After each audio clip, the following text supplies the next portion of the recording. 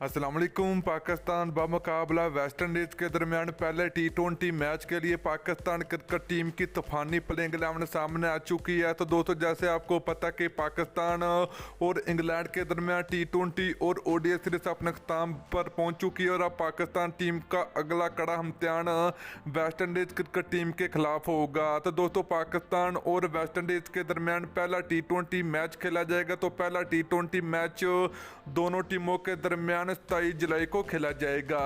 तो आज की इस वीडियो के अंदर आपको बताएंगे कि पाकिस्तान बमुकाबला वेस्ट इंडीज के दरमियान होने वाले पहले T20 मैच के लिए पाकिस्तान क्रिकेट टीम की कन्फर्म प्लेइंग 11।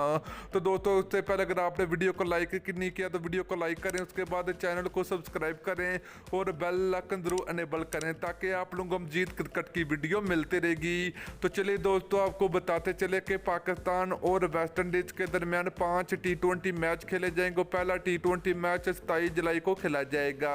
तो चलिए दोस्तों, पहले T20 मैच के लिए पाकिस्तान क्रिकेट टीम की प्लेइंग 11 की बात करें तो पहले नंबर पर होंगे पाकिस्तान क्रिकेट टीम के कप्तान बाबर आजम। नंबर 2 की बात करें तो पाकिस्तान क्रिकेट टीम के ओपनर बल्लेबाज और विकेट कीपर मोहम्मद रिजवान होंगे।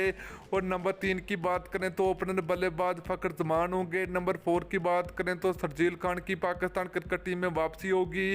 नंबर 5 की बात करें तो पाकिस्तान क्रिकेट टीम के प्रोफेसर मोहम्मद हफीज होंगे। और नंबर 6 की बात करें तो पाकिस्तान क्रिकेट टीम के हार्ड हिटर बल्लेबाज सुहेल मकसूद होंगे। और नंबर 7 की बात करें तो पाकिस्तान क्रिकेट टीम के वाइस कैप्टन शादाब खान होंगे। नंबर 8 की बात करें तो पाकिस्तान क्रिकेट टीम के ज़बरदस्त allrounder Hamad Wasim Pakistan cricket team का हिस्सा होंगे।